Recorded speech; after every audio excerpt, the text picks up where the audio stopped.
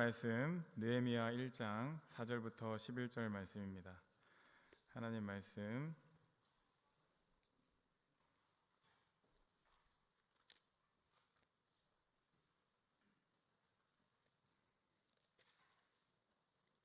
구약 성경 727면에 있습니다.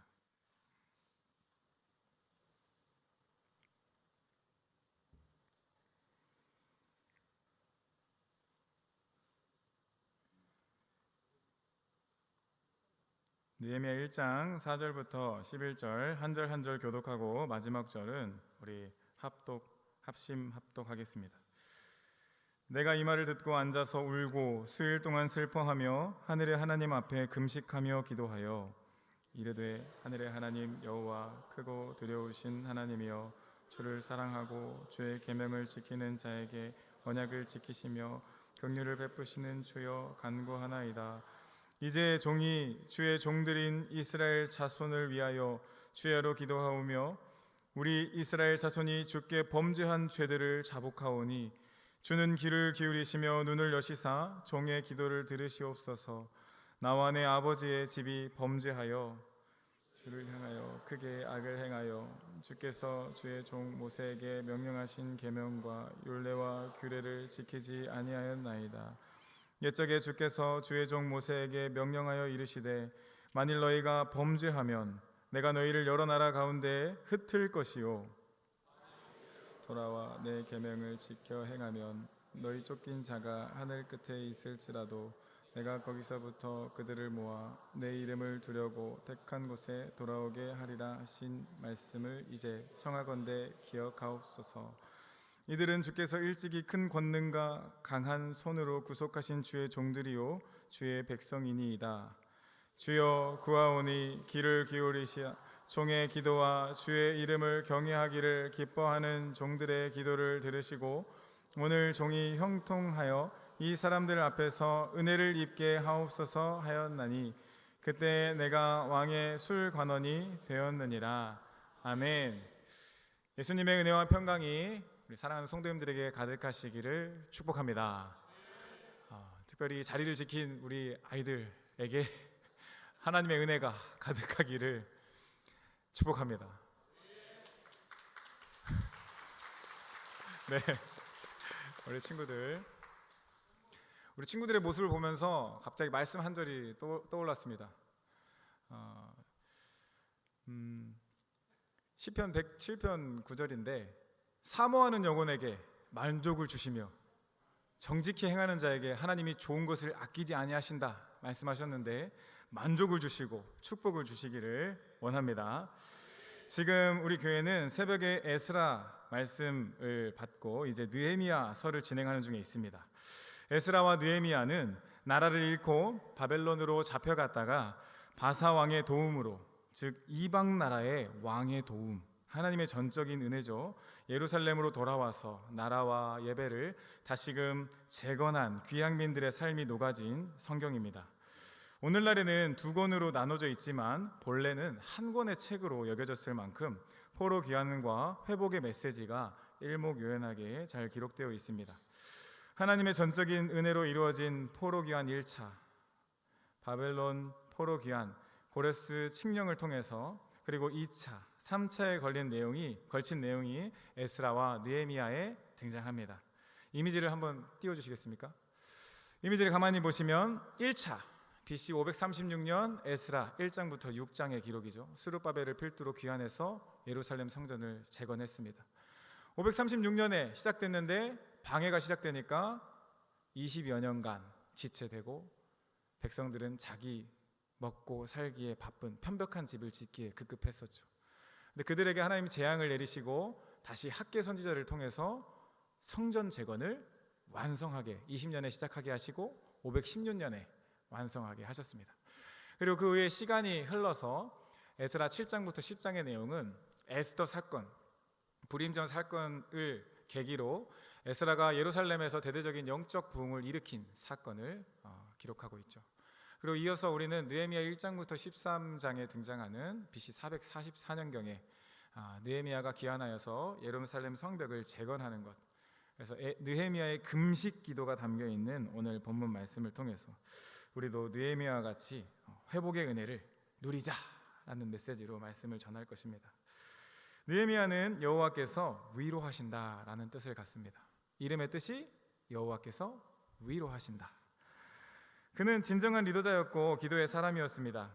여러 가지 반대와 장애물에도 불구하고 예루살렘 성벽을 재건합니다. 하나님의 은혜로 목표를 향해 열정을 불사르고 결국 여러 이런 방해 속에서도 성전 재건을 52일 만에 이뤄냈죠. 그런 52일 만에 이뤄낸 그의 열심은 그의 기도의 모습에서부터 남다름을 우리는 알 수 있습니다.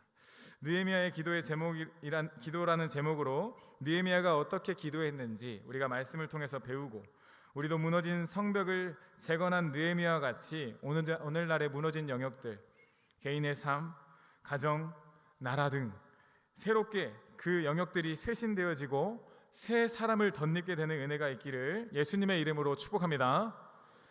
느헤미야의 기도 첫 번째, 하늘의 하나님 앞에 금식하며 기도했습니다. 4절입니다. 내가 이 말을 듣고 앉아서 울고 수일 동안 슬퍼하며 하늘의 하나님 앞에 금식하며 기도하여. 이것은 문제의 해결은 오직 하나님께 있음을 의지하고 믿는 기도의 모습입니다. 사랑하는 성도 여러분, 나라와 가정 또 삶의 문제의 해결은 오직 하나님께 있음을 기억하시기 바랍니다. 왜 느헤미야가 울면서 기도했는지 그 상황을 간략히 살펴보면 1장 1절에 아닥사스다 왕 제20년 BC 444년경에 어떤 일이 있었냐면 1장 2절 보시면 내 형제들 가운데 하나인 하나니가 두어 사람과 함께 유다에서 내게 이르렀기로 내가 그 사로잡힘을 면하고 남아있는 유다와 예루살렘 사람들의 형편을 물은즉, 즉 하나니에게 지금 상황을 물었습니다. 그런데 지금 포로 사로잡힘을 면한 자들은 유다로 귀환한 자들을 의미해요. 3절을 같이 보겠습니다. 그들이 내게 이르되 사로잡힘을 면하고 남아있는 자들, 즉 이스라엘 백성 고국 땅으로 포로 귀환한 자들이죠.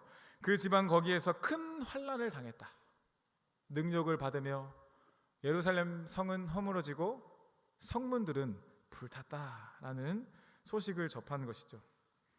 언약 백성의 정체성이 뚜렷했던 느헤미야는 자기 나라와 백성들의 비참하고 처참한 그 상황을 들을 때에 편안하게 안락한 그 궁전에서 수산궁에서 일하고 있었지만 그 나라를 위해서 슬퍼하며 통곡하며 하나님께 기도하는 것이죠. 그리고 그 구체적인 반응은 금식하는 것이었습니다. 4절에 슬픔으로 금식하고 언약의 주가 되시는 하나님을 의지하며 기도했죠. 이러한 행동은 느헤미야 1장에 기슬월이라는 말이 등장하는데 이건 태양력으로 12월 경이고 언제까지 기도하냐면 2장 1절까지 하나님의 응답이 이제 시작되는데 니산월 3월 4월까지 계속됩니다. 약 4개월의 시간 동안 하나님의 뜻을 살폈고 하나님의 주권을 의지하면서 금식하며 기도한 것이죠. 사랑하는 성도 여러분, 금식 기도하면 우리는 오해하는 부분들이 있습니다. 단식 투쟁을 하듯이 내 문제, 내 상황이 해결되지 않을 때 내 뜻을 하나님께 관철시키기 위해서 저항하고 항의하고 안 들어주면 아니 됩니다라는 그런 모습을 연상하기 쉽습니다. 그러나 금식 기도는요, 오직 하나님을 구하는 것, 식음을 전폐하고 모든 문제가 하나님께서만 해결하실 수 있다라는 믿음의 고백인 것입니다. 하나님과의 관계를 최우선으로 두는 모습이 바로 금식 기도라는 거죠. 사랑하는 성도 여러분, 우리는 금식할 때 어떻게 금식하고 있습니까? 이사야 58장에 보면 하나님이 기뻐하시는 금식이 등장하고 그렇지 않은 금식이 등장합니다. 이사야 58장 3절을 보시면 우리가 3절 같이 함께 받겠습니다. 시작. 우리가 금식하되 어찌하여 주께서 보지 아니하시오며 우리가 마음을 괴롭게 하되 어찌하여 주께서 알아주지 아니하시나이까. 보라, 너희가 금식하는 날에 오락을 구하며 온갖 일을 시키는도다. 아멘. 자, 화면을 보시면 금식하는 날에 무엇을 했다 합니까? 오락을 구하고 온갖 일을 시켰다. 금식하며 하나님과의 관계를 회복하고자 하는 열정과 그런 마음 없이 그냥 행위적인 금식만 남아 있는 것이죠. 그 모습에 대해서 4절에 보라, 같이 받겠습니다. 시작. 보라, 너희가 금식하면서 논쟁하며 다투며 악한 주먹으로 치는도다. 너희가 오늘 금식하는 것은 너희의 목소리를 상달하게 하려는 것이 아니니라. 어떻습니까? 우리의 목소리를 상달하기 위해서, 우리의 뜻과 계획을 관절시키기 위해서 금식하는 그런 모습을 이스라엘 백성들의 모습에서 볼 수 있지 않습니까? 금식하면서 뭐 했습니까? 논쟁했고, 금식하면서 다투고, 주먹질하고 싸웠다라는 겁니다. 형식적으로는 하나님이 기뻐하시는 것들을 했지만 그들의 삶을 보면 다투고 주먹질하는, 자기의 생각을 하나님께 관절시키고자 하는 모습밖에 없었다라는 겁니다. 하나님은 이것을 철저히 기뻐하는 금식이 아니다라고 하셨습니다. 5절 보겠습니다. 5절 같이 받겠습니다. 시작. 이것이 어찌 내가 기뻐하는 금식이 되겠으며 이것이 어찌 사람이 자기의 마음을 괴롭게 하는 날이 되겠느냐. 그의 머리를 갈대같이 숙이고 굵은 배와 재를 펴는 것을 어찌 금식이라 하겠으며 여호와께 연락될 날이라 하겠느냐. 즉 이러한 것은 하나님 기뻐하시는 금식이 아니고 하나님께서 이런 마음으로 통회하는 금식을 원하신다라는 메시지를 담고 있는 것이죠. 그래서 6절, 7절에는 하나님이 기뻐하시는 금식이 등장합니다. 내가 기뻐하는 금식은 흉악의 결박을 풀어주며 멍에의 줄을 끌어주며 압제당한 자를 자유하게 하며 모든 멍에를 꺾는 것이 아니겠느냐. 왜 그게 꺾어집니까? 하나님의 임재가 임하니까, 하나님의 능력이 임하니까 흉악의 결박이 풀어지고 멍에의 줄이 끌어지고 압제당하는 자가 자유하게 되고 멍에가 꺾어지는, 죄의 영역을 승리하게 되는 영역이 있다라는 것입니다. 예수님께서도 주님의 성령이 내게 임하셨으니 이는 가난한 자에게 내게 복음을 전하게 하시려고 내게 기름을 부으시고 나를 보내사 포로된 자에게 자유를, 눈먼 자에게 다시 보게 함을 전파하며 눌린 자를 자유롭게 했다. 주의 은혜를 전파하게 되는 것이 하나님과의 온전한 관계의 회복으로 이루어졌다라는 것이죠. 그 기뻐하는 금식은 또 7절을 보시면 줄인 자에게 어떻게 합니까? 줄인 자에게 양식을 나눠주고 유리하는 빈민을 집에 드리고 헐벗은 자를 보면 입히고. 내 골육은 친인척을 말하는 거예요. 부모가 될 수 있고 자녀가 될 수 있고 친인척을 피하지 않고 그들을 돌봐주고 그들을 도와주는 것이죠. 하나님 기뻐하시는 금식은 하나님과 관계가 회복되고 그 관계의 회복에서 우리의 주변의 영혼들이 살아나는 역사가 일어나는 것을 기뻐하는 금식이라 하셨습니다. 그리고 하나님께서는 약속하셨습니다. 그리하면, 8절에 그리하면 내 빛이 새벽같이 비출 것이며 내 치유가 급속할 것이며 내 공의가 내 앞에 행하고 여호와의 영광이 내 뒤에 호위하리니 네가 부를 때 나 여호와가 응답하겠고 네가 부르짖을 때 내가 여기 있다 하리라. 얼마나 큰 응답입니까? 우리가 기도할 때마다 내가 응답할게, 내가 여기 있어 라는 음성을 주신다라는 것입니다. 어떻게 기도할 때요? 하나님과 관계를 최우선으로 두며 식음을 전폐하며 하나님 앞에 나아갈 때 그러한 회복을 주신다라는 것입니다.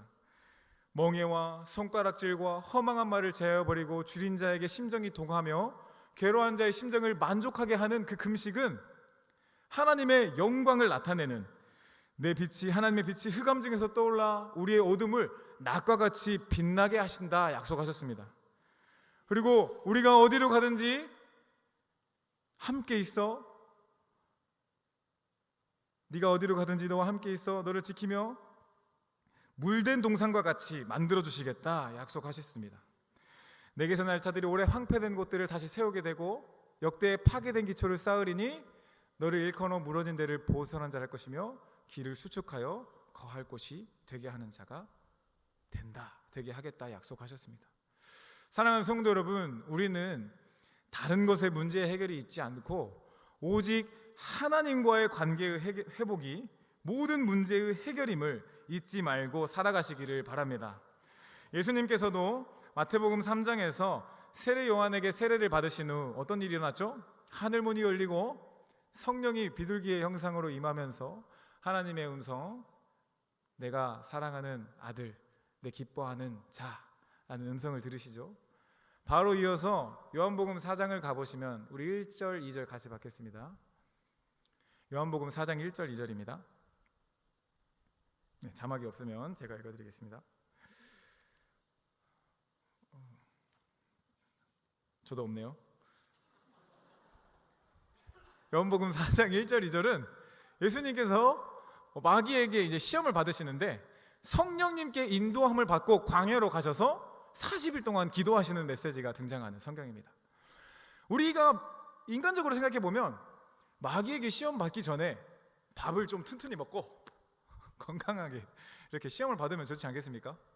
근데 예수님께서는 성령의 인도하심을 받으시고 40일간 금식 기도하시면서 이렇게 영적인 준비를 하셨습니다.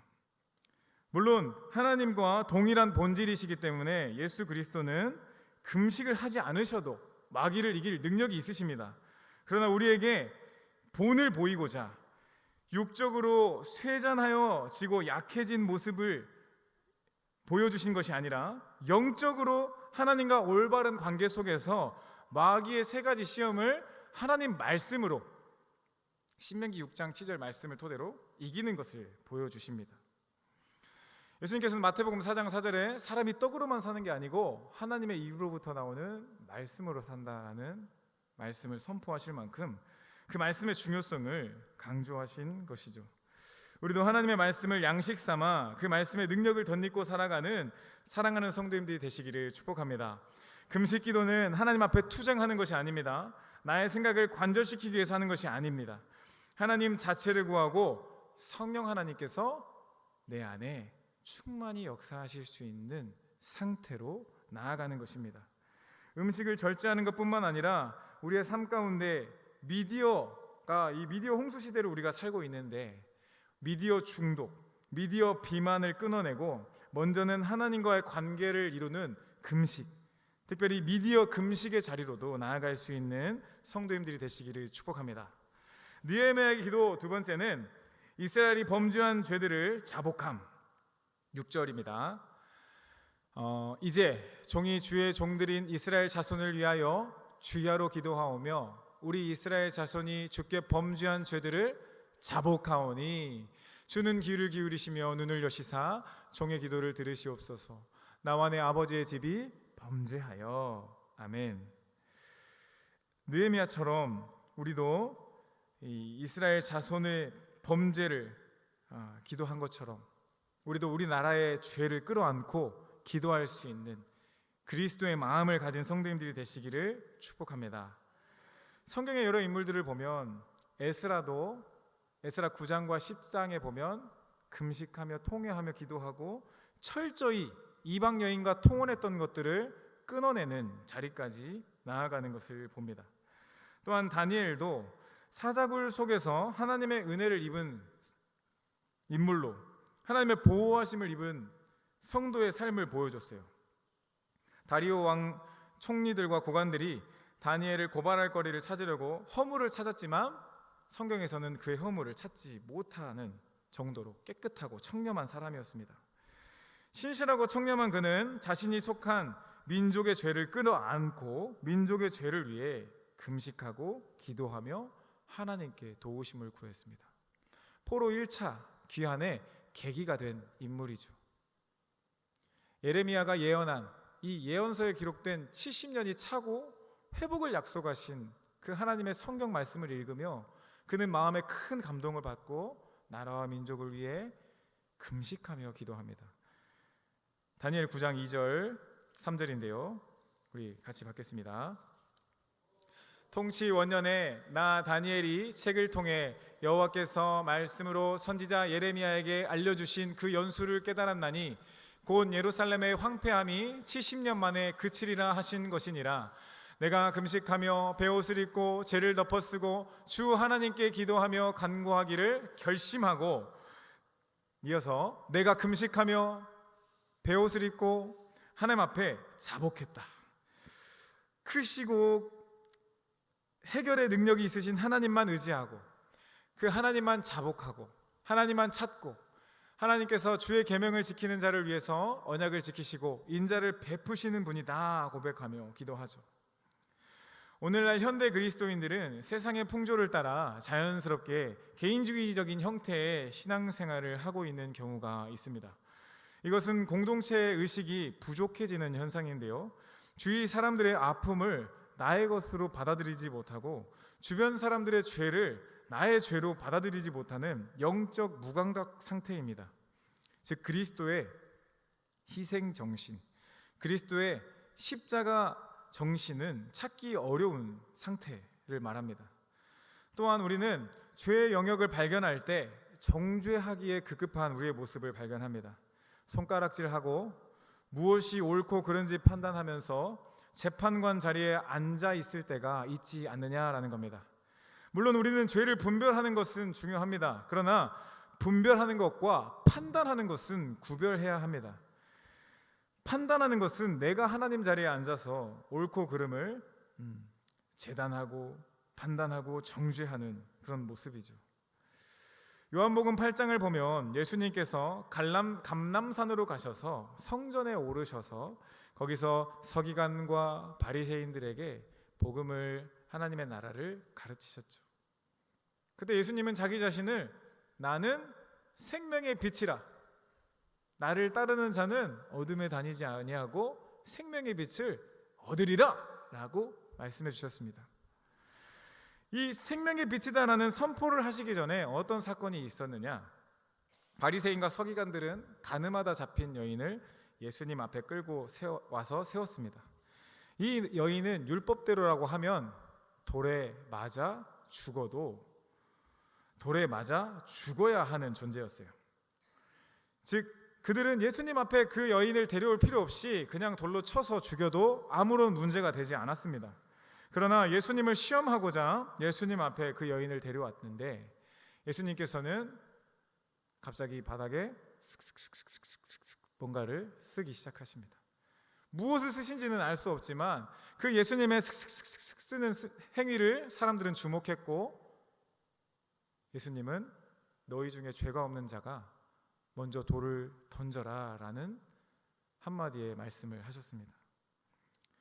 그러자 바리새인과 서기관들은 다 그 자리를 떠나고 자신이 죄인임을 알고 사라졌습니다.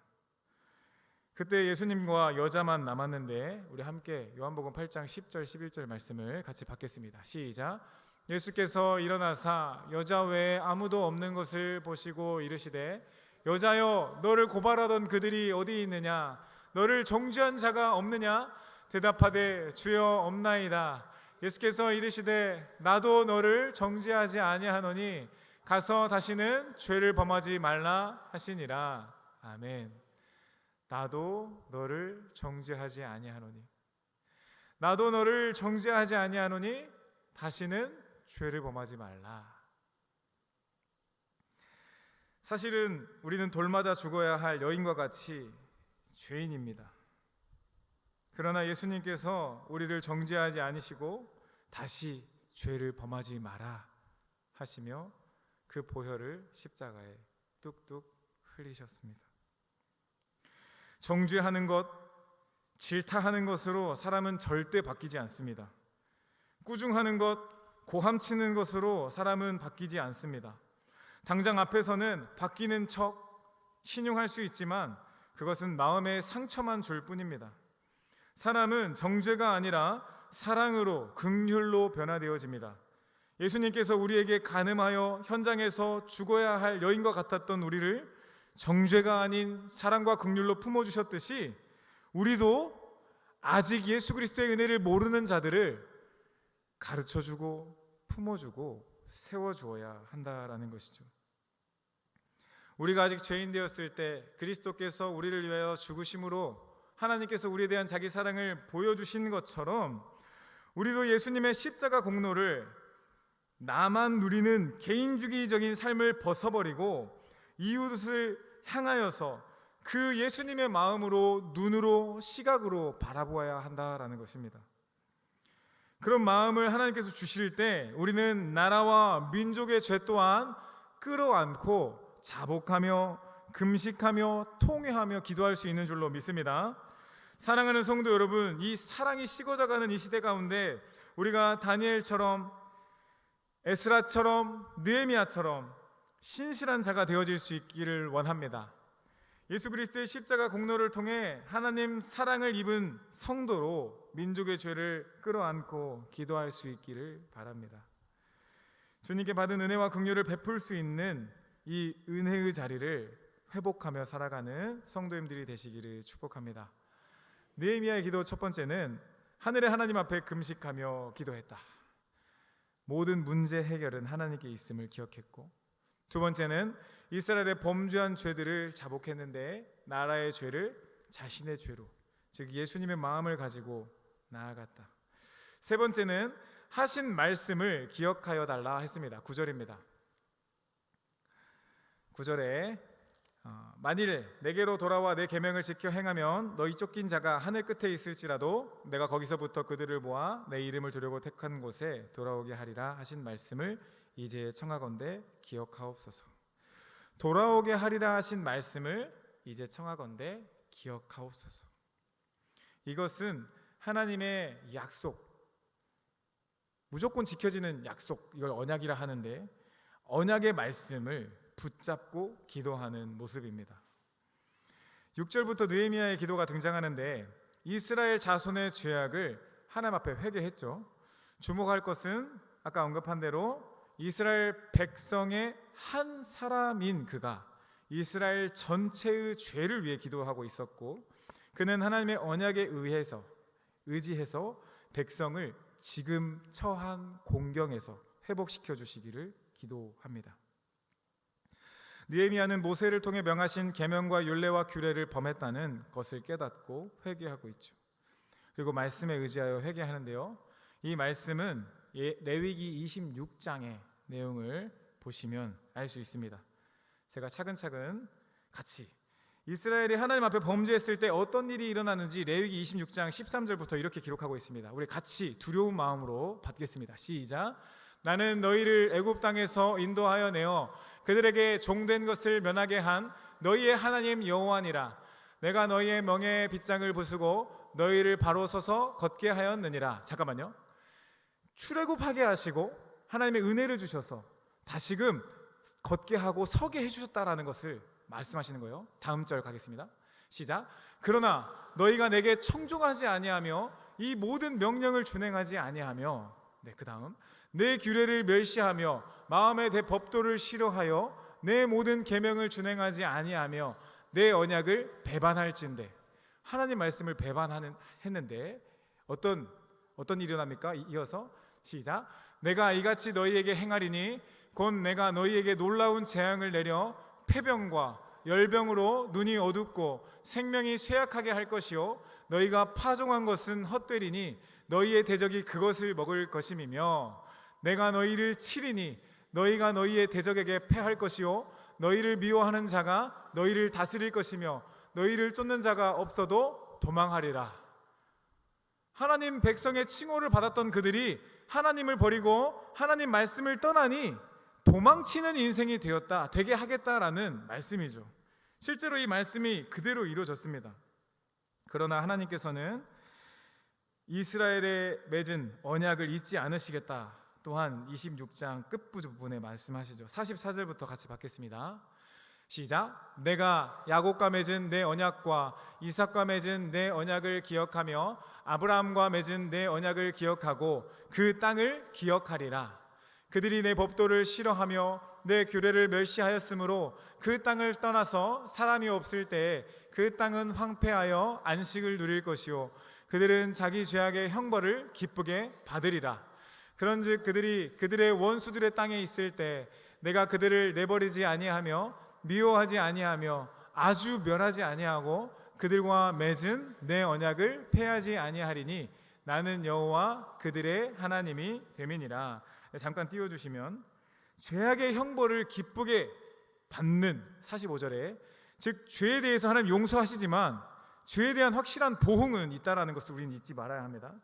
그 죄의 형벌을 받게 만드시고 그 다음에 하나님께서 맺은 언약은 폐하지 않으셔서 돌이키고 통회하고 회개하는 자들을 통해 다시금 용서하시고 회복을 주시겠다라는 문을 열어주신 것입니다. 이스라엘 백성이 하나님 앞에 택한 백성이었지만 그들이 하나님 앞에 범죄할 때 하나님은 징벌하시고 철저히 낮추셨습니다. 그러나 그들이 범죄한 것을 깨닫고 회개하고 돌이킬 때 용서해 주시고 회복시켜 주시겠다 약속하신 것이죠. 그리고 이 말씀을 붙잡고 지금 느헤미야가 기도하고 있는 것입니다. 아버지의 바짓가랑이를 잡고 흥얼거리는 아기와 같이 하나님 앞에, 하나님 이렇게 말씀하지 않으셨습니까? 우리가 아무리 범죄했을지라도 주 앞에 통회하며 돌아올 때 약속하신 대로 용서하시고 회복시켜 주시라는 그런 외침인 것이죠. 우리도 이 언약의 말씀을 붙잡고 나라와 민족을 위해 기도합시다. 하나님께서 택하신 우리나라 선교사님의 피를 뿌려주시고 교회의 성장을 허락하셨습니다.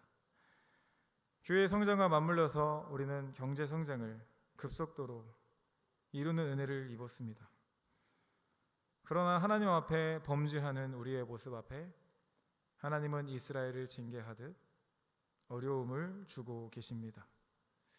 십계명에 입각해서 우리나라의 죄를 가만 살펴보면 너는 나 외에 다른 신을 내게 두지 마라 하셨는데, 오늘날 우리나라의 많은 다른 신, 하나님보다 더 소중히 여기고 사랑하는 우상들, 성도에게도 하나님보다 더 사랑하는 것들, 편벽한 집을 짓기에 급급한 우리의 모습들, 예수님의 공로를 자랑하는 교회가 아니라 더 크고 멋진 세상적인 가치와 기준으로 무장된 교회의 모습들, 또 두 번째, 너를 위하여 새긴 우상을 만들지 말고 하늘에 있는 것이나 땅에 있는 것이나 땅 아래에 있는 물 속에 있는 어떤 것의 형상을 만들지 말고 그것들을 섬기지 말고 절하지 말라 하셨는데, 우리나라는 우상 숭배의 나라이지 않습니까? 절하고 비나이다 비나이다. 세 번째는 하나님의 이름을 망령되이 일컫지 말라 하셨는데, 그리스도인으로서 하나님의 이름에 먹칠을 하는 우리의 모습들이 있지는 않습니까? 안식일을 기억하여 거룩히 지키라 하셨는데 주일을 성수하는 그런 부분들을 거룩하게 지키지 못했던 것들, 또 하나님 앞에 온전한 11조가 아니라 도둑질하듯이 하나님의 것을 가로채는 우리의 모습들, 또 부모를 공경하라, 살인하지 말라 하셨는데 명절만 되면 싸우고 칼부림이 일어나고 자녀로 인해 부모가 죽게 되는 뉴스들을 보는 우리나라의 문제, 죄, 그리고 살인하지 말라라는 말씀 앞에 잘 먹고 둘 만나 잘 먹고 잘 살자라는 산하 제한 정책 가지고 많은 생명을 낙태했던 우리의 죄. 낙태라는 단어는 사실 1980년대 사용되기 시작했고 의학계에서 정식 명칭은 임시 중절인데, 하나님이 생명을 주신 것을 우리가 결정하고 죽이는 살인한 죄를 범한 것이죠. 간음하지 말라, 음란하고 호색하는 나라의 모습, 도적질하지 말라, 남의 이웃에 대하여 거짓 증거하지 말라. 거짓 증거는 남에 대해서 험담하고 사람과의 대화 가운데 이렇게 귓속말을 하는 것은 되게 좋지 않은 행동인 것 같습니다. 그 사람을 되게 무시하는 행동입니다. 오히려 그냥 개인적으로 불러서 중요한 얘기는 하면 되는데, 3-4사람 5사람 모여있는데 둘이서 귓속말을 하고, 그런 것은 매우 좋지 않은, 남의 이웃에 대해 거짓 증거하는 험담하는 듯한 모습이 될 수 있다는 거죠. 그렇게 보여줄 수 있다는 거죠. 그리고 마지막으로 내 이웃의 소유를 탐내지 말라 하셨는데, 탐심. 골로새 3장 5절은 땅에 있는 지체를 죽이라. 음란과 부정과 사욕과 악한 정욕과 탐심이니 탐심은 우상 숭배다. 1계명이 뭐였습니까? 나 외에 다른 신을 내게 두지 말라 하셨는데 탐심은 곧 우상 숭배가 그렇게 연결되는 것이죠. 사랑하는 성도 여러분, 우리도 느헤미야와 같이 우리나라가 하나님 말씀에 벗어난 죄악들을 회개하기를 원합니다. 나라의 죄를 나의 죄로 안고 언약을 따라 범죄에 대하여 징벌하시지만 또 죄를 깨닫고 회개하고 하나님께 돌이킬 때 용서해 주시고 회복시켜 주시다 하신 하나님 말씀을 찾고 부르짖읍시다. 하나님은 이렇게 또 여기 언약의 말씀뿐만 아니라 역대하 7장에서도 솔로몬이 성전을 재건했을 때 약속해 주셨습니다. 역대하 7장 11절 같이 받겠습니다. 시작. 솔로몬이 여호와의 전과 왕궁 건축을 마치고 솔로몬의 심중에 여호와의 전과 자기의 궁궐에 그가 이루고자 한 것을 다 형통하게 이루니라. 밤에 여호와께서 솔로몬에게 12절 솔로몬에게 나타나사 그에게 이르시되 내가 이미 내 기도를 듣고 이것을 택하여 내가 제사하는 성전을 삼았으니 혹 내가 하늘을 닫고 비를 내리지 아니하거나 혹 메뚜기들에게 토산을 먹게 하거나 혹 전염병이 내 백성 가운데 유행하게 할 때 어떻습니까?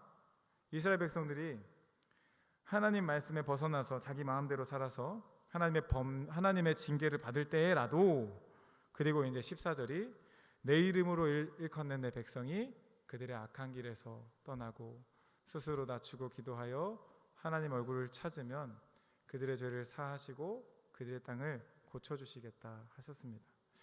사랑하는 성도 여러분, 우리는 다른 것에 소망이 있지 않고 하나님께 소망이 있음을 기억하시기 바랍니다. 이 나라의 문제도 우리가 잘 무언가를 열심히 해서가 아니라 먼저는 하나님과의 관계가 회복되고 하나님의 선한 손의 개입이 일어나는 이 은혜를 시작하는 기도가 앞설 때, 이 기도가 세워질 때 하나님께서 이 나라의 문제도 회복시켜 주시고 해결시켜 주실 줄 믿습니다. 하나님께서는 말씀에 벗어나 살았던 것을 철저하게 징벌하시고 보응하십니다. 그러나 징벌하고 망하게 하지 않으시고 깨닫고 회개하고 돌이키는 자들을 통해 용서와 위로의 아들 느헤미야와 같이 죄 가운데 살아가는 자들에게 위로를, 희망을, 새 희망을 주시는 줄로 믿습니다. 우리가 그런 회개의 자리로 나아가서 예수님의 능력을 덧입고 그 은혜를 증거하는 축복의 통로로 살아갈 수 있기를 바랍니다. 우리의 시간에